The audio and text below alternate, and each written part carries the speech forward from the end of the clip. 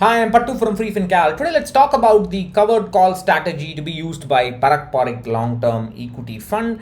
I'm surprised at the number of investors who have been worried about this covered call strategy, as if the fund has completely changed in nature, and they want to know if they want to stop their SIPs or leave and so on. So let's talk about it today. Before we begin, I had talked about the launch of a new course. This is coming in the next couple of weeks or so, I hope. How to get people to pay for your skills. This is a simple framework for consistently growing your business with online visibility. People who are looking for a secondary source of income, side income, passive income, to run a small business with online visibility, bloggers, can sign up for this course. And as part of the course, I have registered a new domain called earnfromskills.com, and it says coming soon, because I want to shoot the process of setting up the website. I will walk through the process of how to set up the website, what kind of hosting to choose, etc., and so on. And that will be part of the course. So this is a very rough sketch of what to find in the course. We're going to be talking about how to define the scope of your expertise and how to define the business model, the difference between active and passive income, and what you should choose, what would fit you better, how to build trust with social media like Facebook and Twitter, when and how to create a website, what kind of articles to write, how to optimize the website for showcasing your competence, and how search engines and viewers can see your website as trustworthy, how to leverage YouTube, productivity and automation tool tips. This is my favorite. We'll talk about what not to buy, what to buy, and so on. And we're going to talk about how to produce content consistently to showcase visibility. We will talk about many common myths that are there in SEO, in online marketing, and when to start selling to your audience, when and how to advertise your business, how not to waste money and keep expenses low, because the whole thing has to be run like a business. And we're going to discuss the different ways of making money online, how to decide which is suitable, what are the pros and cons, and we're going to I'll be giving you in some cases I'll give you an overview, and in some cases, for example, like leveraging your skills, I'll give you a detailed way of how to set up the whole process, and when to start selling products, what kind of products, is it going to be time, is it going to be expertise, and so on. And we're going to talk about advertising, when to advertise, if at all one should advertise, and so on and so on. So it's a lot of ground to cover, and this is a course unlike the goal-based portfolio management course, in which the syllabus was fairly well defined. There was an end. I think this is a unending topic with so much to ground to cover, and I shall cover most of it in this course. That's my hope. And like I said, the cost of the course is rupees 5,000, but there's an early bird discount of 60%, which means that you can buy the course at rupees 2,000 if you sign up in the Google Forms in the description, as well as in the pinned comment. So use the form in the description to sign up for the course. So let's get to this covered call strategy. Now, if investors had bothered to read the scheme information document, they would immediately know that PPFAS can invest the full portfolio into derivatives. They were already, hedging their portfolio. They could already employ different forms of derivatives. They could have derivatives in equity, debt, foreign equity, whatever. Basically, they could do all sorts of things. This is just another one thing that they have added called covered call option. And they have done it as a change in the scheme mandate, because that's what that is the SEBI rule, and SEBI rule says whenever you add another investment strategy, you have to call it as a change in fundamental attribute, and you have to give investors a 30-day window to exit the fund. This is standard process. You can't be worrying about every change in fundamental attribute addendum that you are going to get. This means you basically don't understand what the scheme is actually doing in the first place. So please take some time to read scheme information documents, instead of having one foot inside and one foot outside or ready to leave every time you get a notice from the AMC. this is no way to invest in mutual funds. I'm very sorry to say. Alright, so I'm going to give you a very simplistic walkthrough of call options and covered call options. It's a very simplistic idea. I am not going to make any fancy slides or animations, whatever. You can find that all elsewhere. I am sure there are expert traders who can give you a much better definition of, much more realistic definition of all this. My job is to just tell you what the idea behind the strategy is, and that is enough for a mutual fund investor. We are not going to start doing covered call option ourselves. We just need to know what the fund house is trying to do. That much is enough, and that is what I want to share, my understanding. And to be very, very frank, I would have never bothered to even read about all this if my viewers and readers had not kept sending me repeated messages about this new strategy. In fact, I did not even know about this addendum because I don't bother. I'm not interested. I'm not subscribed to any mails from AMCs. I did not get that email. So I mean it's better. I am on an information diet. Unfortunately, I have to run freefincal, therefore I should not be on an information diet, but that's how it is. Alright, so let's say you have something called a call option, and that call option is called ABC 30 days 1000. This means that you have the option to buy a stock called ABC at a price of 1000 after 30 days, no matter what the market price is. You have the option. So which means that after 30 days, the market price is 1200. You can exercise the option, call option, and buy it at 1000 rupees, which is your strike price. So you now made a profit of 1200 rupees minus the 1000 rupees, minus the price of the call option, which is 100 rupees.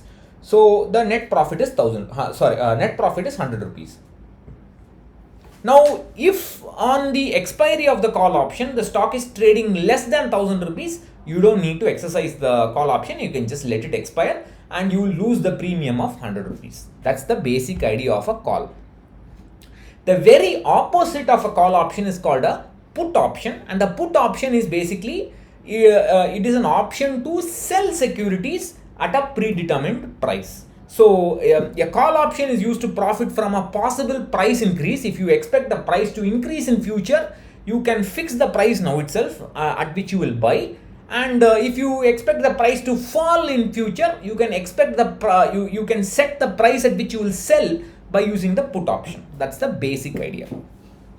So let's say you hold ABC stock at 100 rupees and you expect the price to fall. So you can have a put option at 90 rupees, and upon expiry, if the price is 80 rupees, you can use the put option and sell at 90 rupees. Although the market value is 80 rupees, you can sell using your put option at 90 rupees. You have hedged your bet. You have protected the downside. PPFIS is already doing this kind of hedging.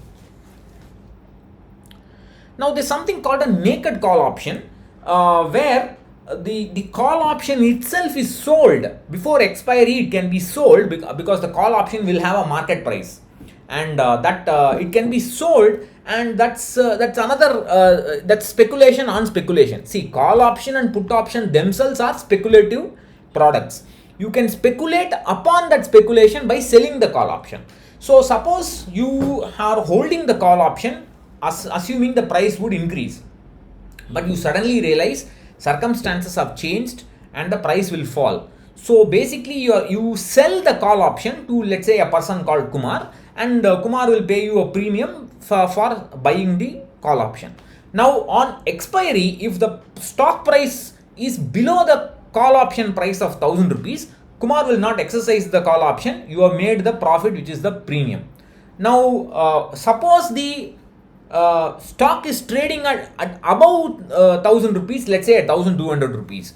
You who is the call option seller will have to deliver the shares to the call option buyer, who is Kumar, at the option price of 1000 rupees. Now if you had sold the call option without holding the corresponding stocks, that is called a naked call. So if you never owned the stock, you will have to buy the stock at market price, which is now at 1200 rupees, and you will have to deliver it to Kumar, which means you have lost, because market price is 1000, you are buying at 1200 rupees and selling at 1000 rupees, so you have lost money. So this is the risk associated with a naked call option. Naturally it is much more risky, and this is also called an uncovered call or a short call. Now a covered call means you are selling the call option, but you are actually holding the stock. So let us say you have bought the stock at 900 rupees and you have also sold a call option to Kumar at 1000 rupees. So when the call option expires,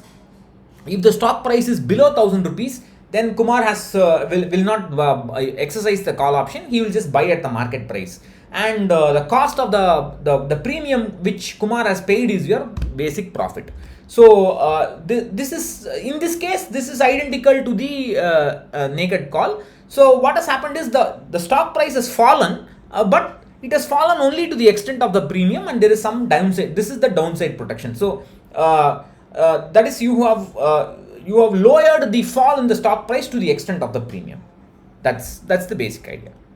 Now if the price is gone above 1000 rupees, let's say the stock is trading at 1200 rupees, you are already holding the stock at 900 rupees, you have to deliver at 1000 rupees, so you have made a profit of 100 rupees there, plus the premium that Kumar has paid you. That's when you make a profit more than the premium in the covered call option when the stock trades above that strike price. But there is one catch. Now you purchase the stock at 900 rupees and the stock is now trading at 1200 rupees. Instead of all this covered call business, if you had bought at 900 rupees and sold at 1200 rupees, the actual profit would be 300 rupees. But because you have used this call, your actual profit is actually only net profit is only 100 rupees plus the premium. So when you use a covered call, there is an opportunity loss. There is a potential opportunity loss if the stock zooms up in price. Only under certain circumstances, that is, the stock should not move up beyond the strike price plus premium price. If it is lower than that, then the profit is more in the covered call option. Otherwise, if the stock price is more, if the stock price zooms up, like in this example, the stock price has gone to 1200 rupees, which is too much, then the covered call option is less profitable than, it is profitable, but it is less profitable than simple buying and selling. So this is a risk that's associated with the covered call option, and there is a disclosure about this risk in the addendum. Also, when PPFIS is exercising this call option, the corresponding stocks are become illiquid until the expiry. So that is one issue, but so which means that they have to be careful about the exposure to the covered call, etc., and so on. But they have been doing this, and they are already engaged in derivatives. They don't need to worry too much about it. I have also talked about these covered calls can only be done in Sensex, Nifty stocks, and so on. There's a limits on how much you can have, on what kind of shares you can use, and so on, that you can see from the article or from the addendum notice.